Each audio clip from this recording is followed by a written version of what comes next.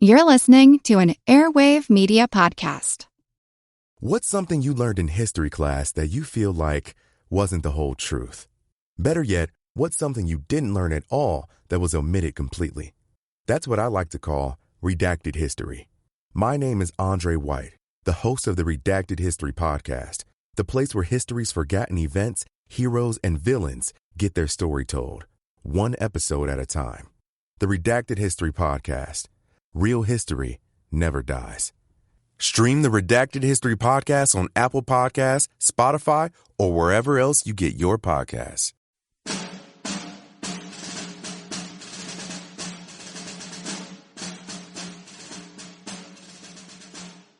Dear Father and Mother, Sisters and Brother, I now take the pleasure of writing you all a few lines to let you know I was in a hard fight the 8th of this month, which was last Sunday, and I had the good luck to come out of it without getting hurt. I have been in 3 fights. We was in 2 last Sunday. It was the hardest fight. Every one has been fought in Virginia. We had to gain the victory. We lost a great number of men. I do not know how many men we lost out of our regiment, but there was a good many men. But in our army there was a large number of men killed and wounded, and the dead and wounded Yankees was lying on the field as thick as blackbirds. The Yankees' loss was much larger than ours, but it was the hardest fighting our army ever had. Jackson is our commanding general, and he had to fight 2 large Yankee armies last Sunday. He was one time cut off entirely, but he cut his way out by his wise movements and bravery. He prayed to his Lord to save him and his army, and it really looks to me his prayers were answered. We are determined to drive the Yankees off of our field.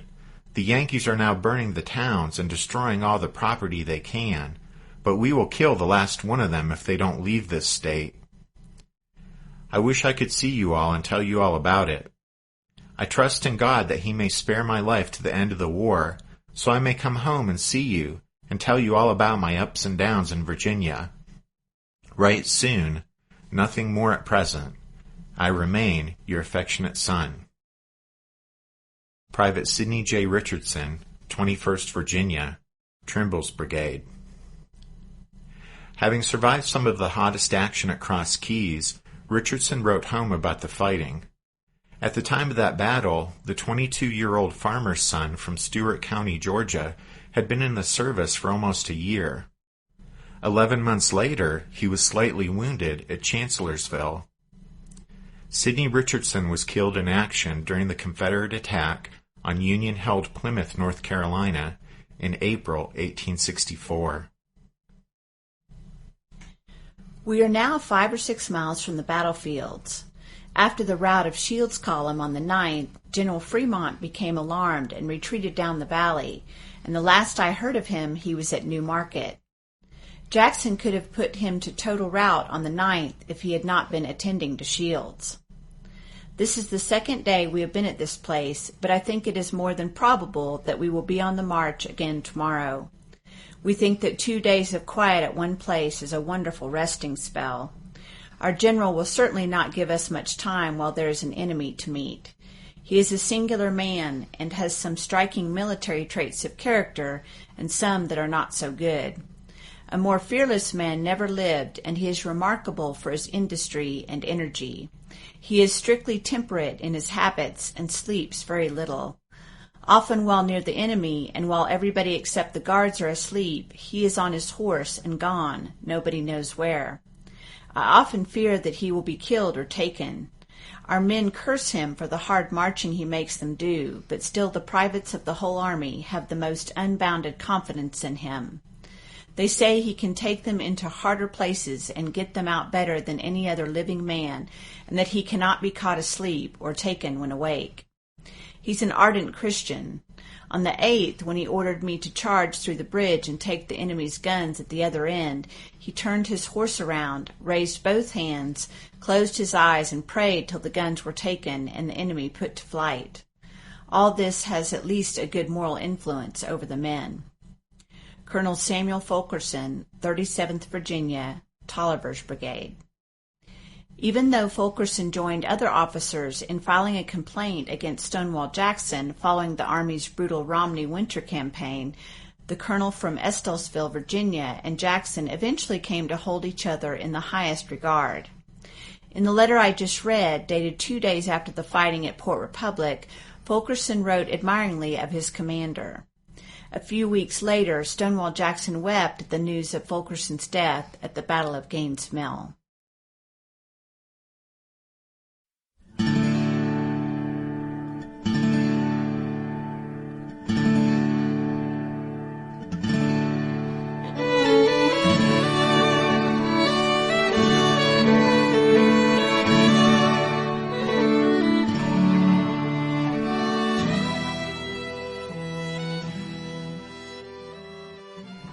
Hey everyone, thanks for downloading the 155th episode of our Civil War podcast. I'm Rich. And I'm Tracy. Hello y'all, welcome to the podcast. Rich and I are going to use this episode to wrap up our discussion of the 1862 Valley Campaign. And then we also want to use this show as a transition point to turn our attention back to the peninsula, where we'll be returning shortly to talk about Robert E. Lee's debut as commander of the Army of Northern Virginia and the savage and bloody series of clashes outside Richmond known as the 7 Days Battles. Stonewall Jackson began the Valley Campaign with a reputation based largely on his role at the Battle of First Manassas.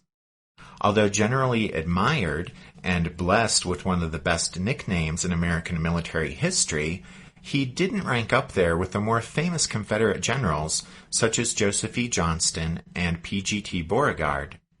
But then the final month of Jackson's campaign in the Shenandoah Valley catapulted him to national prominence.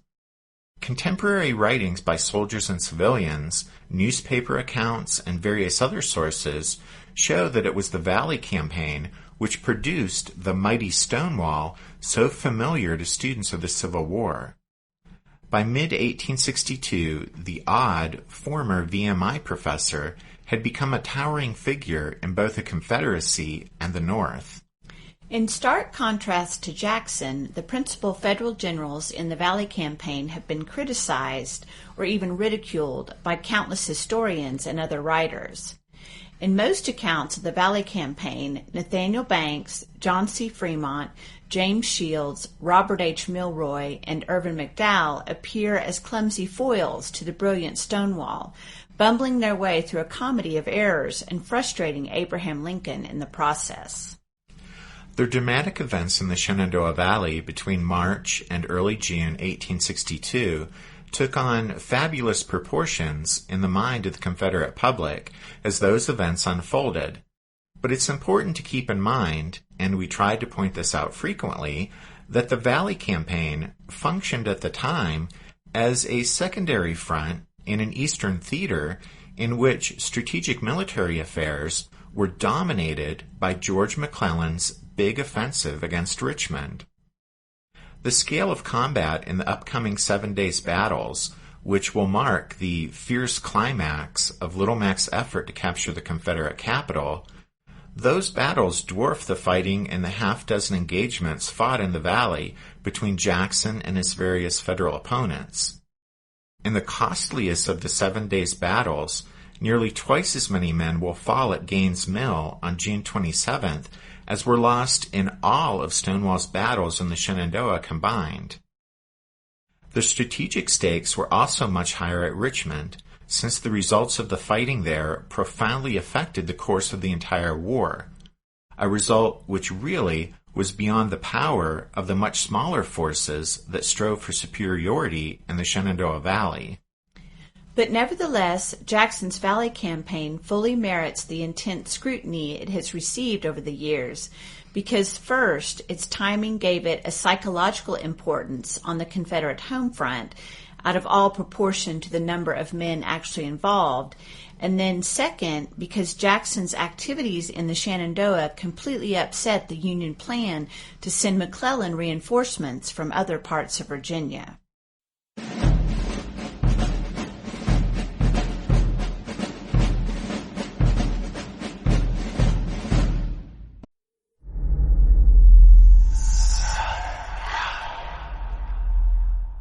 Hey y'all, spooky season is here. And if you're looking for a show to whet your appetite for a little haunted history, then I'd like to invite you to check out Southern Gothic, a chart-topping history podcast that explores some of the most infamous legends, folklore, ghost stories, and hauntings of the American South. We've covered all sorts of stuff from the Bell Witch of Tennessee to the disappearance of the Confederate submarine, the H.L. Hunley. Not to mention our deep dives into the local lore of some of America's oldest and most haunted cities, like New Orleans, Charleston, and St. Augustine. So, if you're ready for a little good old-fashioned Halloween storytelling with a commitment to quality historical research, then be sure to check out Southern Gothic today. It's available now on all your favorite podcast apps.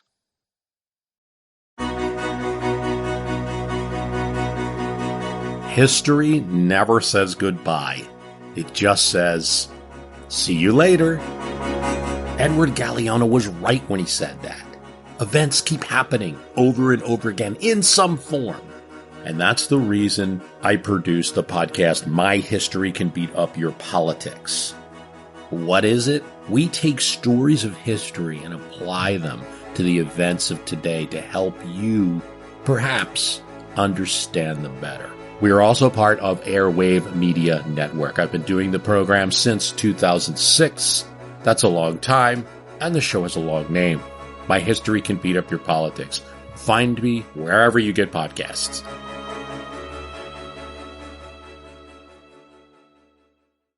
During the first 5 months of 1862, Union armies took control of huge sections of the Western and Trans-Mississippi Confederacy, including the city of New Orleans.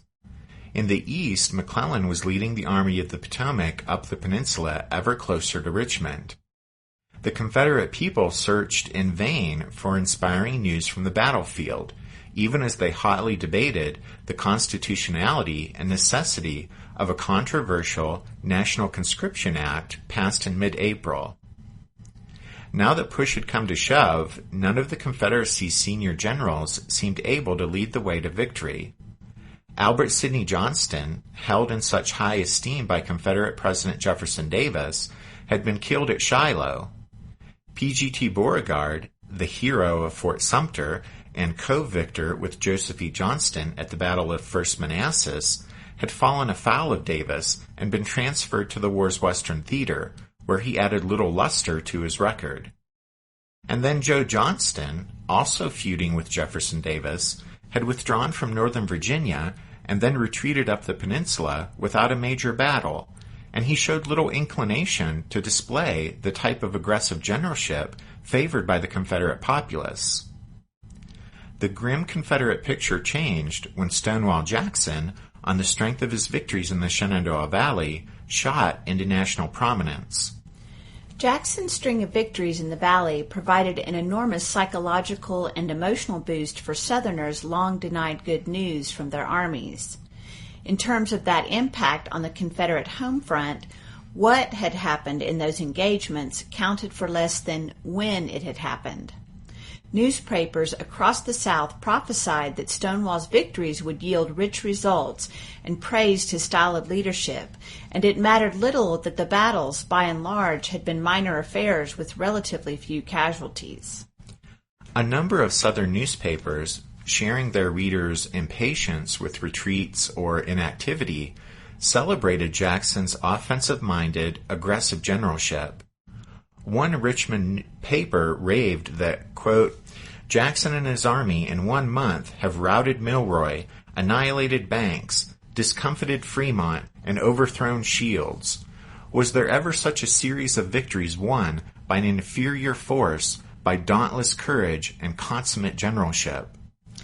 Apart from boosting morale among the Confederate people, Jackson also had accomplished Robert E. Lee's strategic goals.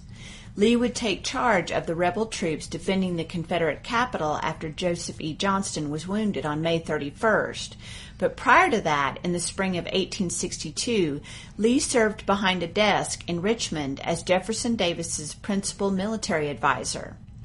And the 1862 Valley Campaign had its origins in Robert E. Lee's desire to limit the size of the Union threat against Richmond. By early May, McClellan's main force numbered roughly 100,000 and was progressing through Yorktown and Williamsburg up the peninsula. Near Fredericksburg, just 50 miles north of Richmond, another 40,000 Federals under Irvin McDowell were poised to descend on the Confederate capital and assist Little Mac in crushing Joe Johnston's rebel army. Farther to the north and west, Nathaniel Banks led 20,000 Yankees in the lower Shenandoah Valley, and John C. Fremont commanded about 8,000 in the Allegheny Mountains.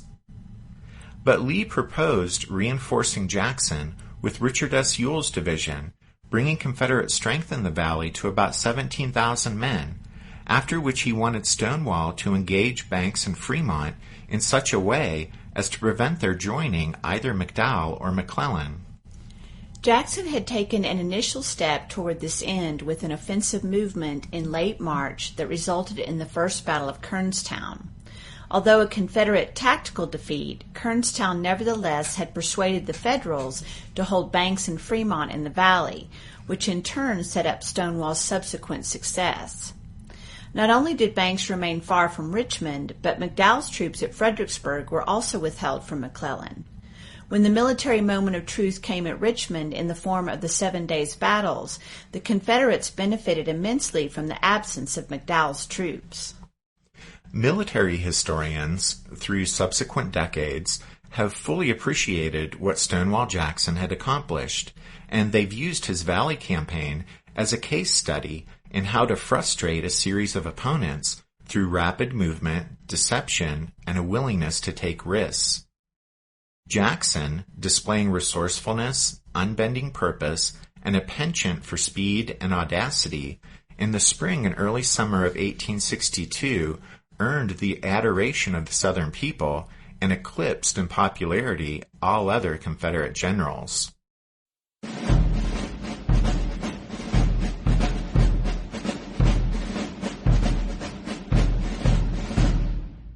It takes nothing away from Stonewall Jackson's achievement to note that his Valley Campaign had its flaws. His victories were sometimes won despite tactical mistakes. Indeed, the primary criticism of Jackson's leadership in the campaign has to be his tactical handling of the units under his command, particularly at the start of battles. Stonewall had a tendency to hurl his army into battle piecemeal, as occurred at Kernstown, McDowell, Front Royal, and Port Republic. This made the fighting much harder than it needed to be and led to unnecessarily high losses, but the manpower advantage he enjoyed still made victory likely. At Kernstown, except for Ashby's cavalry on the right and a single battery of artillery and a regiment of infantry in the center, Jackson deployed his entire force, a regiment or two at a time, far to the left of the Valley Pike in a failed effort to turn the Union right flank. Fortunately for Jackson, the Union commander on the field that day, Nathan Kimball, displayed little initiative and simply conformed his movements to those of the Confederates, or else he might well have driven straight through the almost non-existent rebel center. If he had done that, the Valley Campaign might have ended then and there, before it even truly began. At McDowell, Jackson achieved his objective of protecting Stanton, but he allowed Milroy to get the drop on him. While Jackson scanned the mountainous country for a way to outflank the Yankees with artillery the next morning, Milroy, who had been reinforced by Shanks' brigade, hurled 4 regiments against Jackson's line on Sitlington's Hill in a classic spoiling attack. Not only did Stonewall abandon his plans for the next day, but he also had to throw 9 regiments into the fight to halt the Federal attack, and he lost twice as many men defending high ground than Milroy did in attacking it. Jackson's piecemeal feeding of units into battle was most apparent and most costly at Port Republic, and Charles Winder never forgave Jackson the pounding his regiments endured as a consequence. Although the Southern press and populace were united in their esteem for Jackson after the Valley Campaign, within the Valley Army itself, the consensus was that Stonewall had done well, worked miracles even, but at a great cost to his army. A North Carolina enlisted man believed Jackson to be, quote, one of the keenest generals in the South, and I know that he is the most successful one, but he is horrible hard on his men." End quote. Statistics bear out the strain placed on the army. Fully 4,000 men drifted from the ranks during the campaign, some from exhaustion, some to desert, but that number was double those killed or wounded in battle. One evening, not long after the victory at Port Republic, Charles Winder, Isaac Trimble, William Tolliver, and Richard Taylor met to discuss the campaign. Lieutenant McHenry Howard, who was also present, said that all four generals were of the opinion that Jackson, quote, "could not continue to take such risk without at some time meeting with a great disaster." End quote. Following Stonewall's death, he had no stronger champion than the Reverend Major Dabney, who praised Stonewall for decades. But 3 days after Port Republic, racked with fatigue and illness, and seeing the same among the men around him, Dabney shared a very different opinion with his wife. He confided, quote, "Jackson's great fault is that he marches and works his men with such disregard of their physical endurance. His victories are as fatal to his own armies as to his enemies. The latter he kills, the former he works nearly to death. With all the rigidity of his character, I think him a poor disciplinarian. He is in too much of a hurry to attend to the physical needs of his soldiers." End quote. Admittedly, Dabney was an amateur at war, but even so sound a military man as Charles Winder noted in his diary on June 5th, Jackson is insane on these rapid marches. Then 2 days after Port Republic, Winder scribbled, "Oh, how tired I am of this constant movement, really worn out." Jackson himself was exhausted. A weary Stonewall wanted nothing better than to be reunited with his wife. On June 14th, he wrote to her, quote, "Our God has again thrown his shield over me in the various apparent dangers to which I have been exposed. This evening we have religious services in the army for the purpose of rendering thanks to the Most High for the victories with which he has crowned our arms, and to offer earnest prayer that he will continue to give us success until, through his divine blessing, our independence shall be established." But in closing the letter, Stonewall's weariness manifested itself as he asked rhetorically, "Wouldn't you like to get home again?"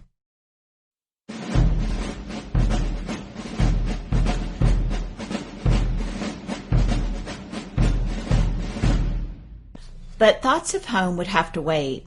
Following his victory at Port Republic, Jackson marched his men to Brown's Gap in the Blue Ridge and awaited his enemy's next move.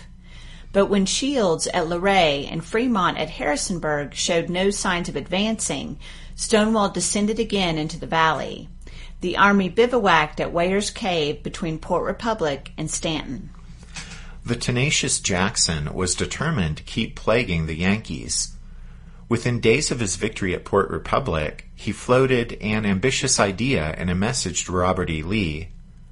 Stonewall urged Lee to give him enough reinforcements to bring his army to 40,000 men, and he would march north again, chasing the last Federals from the Shenandoah. Then he would cross the Potomac at Williamsport and invade the North, charging into Maryland and Pennsylvania and threatening Washington. The invasion, Jackson said, would send shock waves through the Union capital and force Lincoln to shift large numbers of troops to meet it.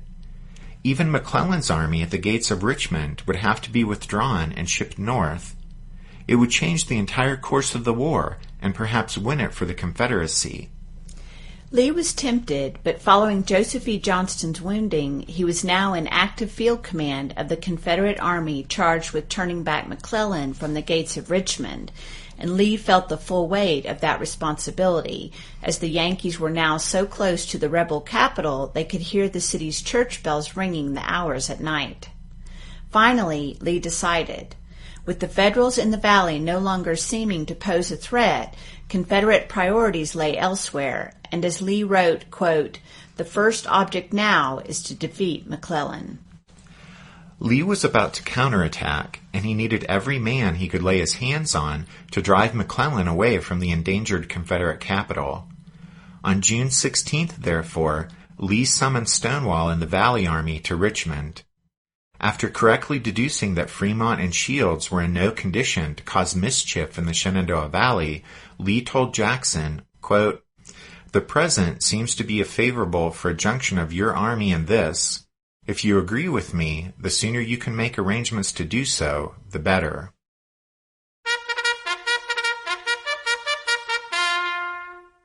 That means it's time for this episode's book recommendation. And our recommendation this time is The Untold Civil War, Exploring the Human Side of War by James Robertson, edited by Neil Kagan. So by this point, we've pretty much ran out of books associated with the Valley Campaign to recommend. So we pulled The Untold Civil War down off the bookshelf, and it's getting the nod this week. Actually, this is a great book. I think for both of us, it's one of our favorites. Yep. And it's from National Geographic, so the production qualities are excellent. And then James Robertson, well, he's truly a master storyteller, and he brings Civil War history to life here in this collection of over 130 stories. And I think each are told in just one page, and then each has one or more illustrations accompanying it, but each story shows the human side of war. For example, turning to a random page, here's a story titled Battling a Toothache. And it says, "For some soldiers, having a tooth extracted could be nearly as harrowing as going to war. In the 1860s, teeth went largely uncared for until they fell out or were pulled out, an operation usually performed without anesthesia. Lieutenant Ziba Graham of the 16th Michigan underwent that ordeal shortly after fighting in the Battle of Gettysburg. The surgeon he consulted, who had been hard at work all night on the amputation table, made but short work and little ado about one tooth," Graham recalled. "He laid me on the ground, straddled me, and with a formidable pair of nippers pulled and yanked me around until either the tooth had to come out or my head off. I then made up my mind never to go to a surgeon for a tooth-pulling matinee the day after a fight." And then Robertson goes on in the rest of the story to talk about dentistry during the Civil War, and there's a page of illustrations showing what you would guess would be woodworking tools or appliances you would use to fix your car, but not to work on your teeth. And then there are other stories about edibles and indigestibles, about food. Here's another one about picket duty, another one about war in the sky, about gas-filled balloons. So we could go on and on. Like I said, there's over 130 stories in this book, so it's filled with great topics like that. So that's The Untold Civil War, Exploring the Human Side of War by James Robertson, edited by Neil Kagan. Don't forget you can find all of our book recommendations at the podcast website, which is www.civilwarpodcast.org. And then we want to be sure to thank Robert H. in Maine for his donation and nice note this past week. And a big thank you to Roger G. in New York for his very generous donation. Thanks so much, Roger. And finally, we wanted to let you guys know that I have another round of surgery coming up this week, and this time I'll be out of commission for longer than I was last month. So that means we're looking at the next new episode, hopefully being released the weekend of July 3rd. And now sometime in the meantime, though, we will release the next members episode, since it's ready to go. But for the rest of you, you'll just have to wait a bit for the next regular episode while I recover and Tracy nurses me back to health. Right? Yep. Okay, at any rate, thanks for listening to this episode of the Civil War, 1861 to 1865, a history podcast. Lord willing, and the crick don't rise, we hope to be with you again soon for the next episode when we'll start in on the 7 days battles. But until then, take care. Thanks, everyone. Bye.